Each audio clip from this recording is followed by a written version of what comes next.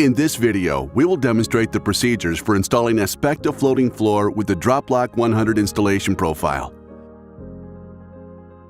Among its many advantages, it offers a fast and easy installation even over subfloors with minor imperfections.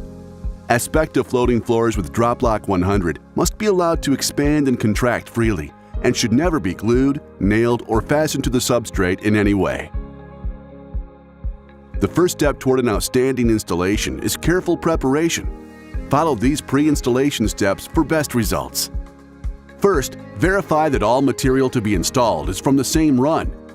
Minor shade variations within the same run number are normal. However, installing material from different runs across large expanses is not desirable. Next, turn on the HVAC at least 1 week prior to installation. Room temperature should be maintained between 50 and 100 degrees Fahrenheit, 10 and 38 degrees Celsius for at least 48 hours prior to installation. Next, confirm the substrate is suitable for use with your Aspecta Drop-Lock 100 floor and perform the appropriate moisture checks. Concrete substrates must be tested for relative humidity or calcium chloride and pH. Test results must not exceed 85% relative humidity or RH. The calcium chloride test for moisture must be no more than 8 pounds per 1,000 square feet in 24 hours MVER, moisture vapor emission rating, and pH tests for alkalinity levels should register between 7 and 9. Wood substrates should be checked using an invasive moisture meter even if no obvious sign of moisture is present. Moisture levels must not exceed 14%. Next, check the substrate for level.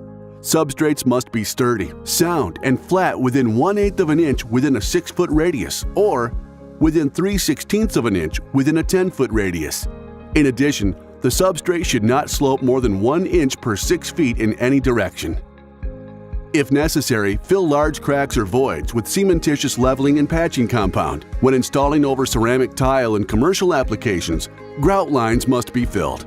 When carpet or vinyl has been removed, old adhesives must be scraped up, skim-coated, or encapsulated, and left so no ridges or puddles are evident, and what remains is a smooth, thin film.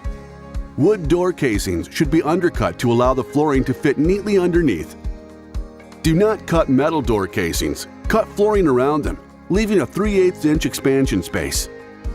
Finally, sweep and vacuum the entire subfloor to remove all debris and dust, and you're ready to begin. For commercial applications, it is recommended acclimating the flooring for 48 hours prior to installing. Place unopened cartons in stacks of no more than 3 high and at least 4 inches apart, away from heating and cooling ducts and direct sunlight. Maintain the room temperature between 50 and 100 degrees Fahrenheit and keep the humidity level between 40 to 60% before, during, and after installation. Install flooring by first determining your starting wall and setting spacers to create the required expansion space between the planks and the wall. These will remain in place until installation is complete. Installation will begin from left to right, beginning in the left corner with the long groove edge facing you and the tongue side facing the wall. Position the first plank in front of a spacer a few inches from the starting wall. For planks, the end joints from row to row should be staggered randomly a minimum of 6 inches apart. Tiles should be staggered in a brick-laid fashion, the stagger equal to half of a tile. Cut the first plank in the second row to 1/3 its length before installing it. Insert the long tongue edge into the long groove of the first plank. Make sure there are no gaps and tap into place using a tapping block. Installation alternates back and forth between rows 1 and 2 for the first 2 rows only.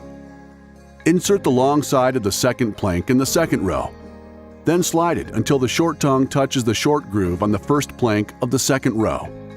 Press into place and tap the short joint with a lightweight dead blow hammer. Then square the joint by tapping the long edge of the plank using the tapping block.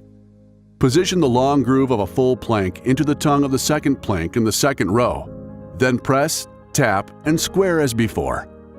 Repeat the same installation pattern on row 1 and 2 until you reach the opposite wall and cannot install another full plank. Cut the pieces to fit, being sure to maintain the expansion gap, and install as before. Then move the entire assembly against the spacers on the starting wall. Install the remaining flooring one row after the other. Always press, tap, and square as you go, and maintain the required stagger throughout the install. Measure and cut the final row of planks to fit along the wall and use a pull bar to lock the long edges together. Do not use the pull bar on the short edges. After all planks are installed, remove the spacers and cover the expansion gap with cove base or trim, being sure not to trap or pin down the floor. Please note that in high moisture areas, the expansion space may be filled using premium waterproof 100% silicone caulk. For more information, visit aspectaflooring.com.